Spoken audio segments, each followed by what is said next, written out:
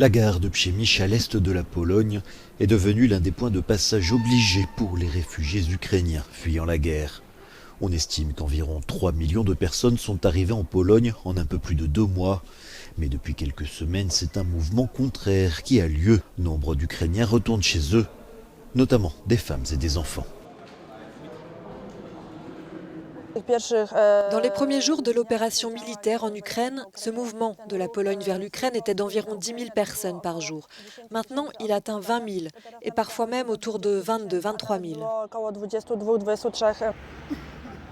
Olia et ses fils sont originaires de Soumy, dans l'est de l'Ukraine. Ils sont restés en Pologne pendant 1 mois et demi et comptent désormais rejoindre les membres de leur famille restés au pays.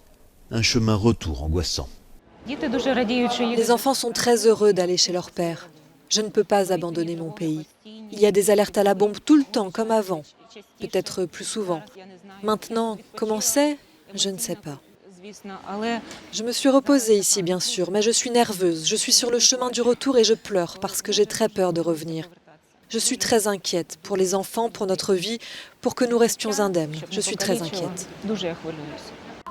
Pour Olia, la Pologne n'a jamais été davantage qu'une destination temporaire. Comme la plupart des réfugiés dans le pays, depuis le début, elle comptait rentrer chez elle dès que possible. Selon plusieurs études, dans leur immense majorité, les réfugiés ukrainiens ne veulent pas rester dans les pays occidentaux. Au moins 65 à 80% des Ukrainiens qui ont décidé de fuir le pays à cause de l'agression russe font part de leur volonté de rentrer chez eux le plus vite possible. Lorsqu'ils estimeront que la situation sécuritaire leur permettra de revenir, ils reviendront. Je pense que ces déclarations sont tout à fait sincères.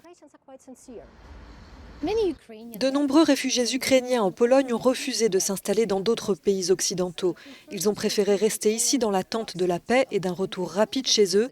La proximité de leur pays n'est pas seulement physique, mais aussi mentale et émotionnelle.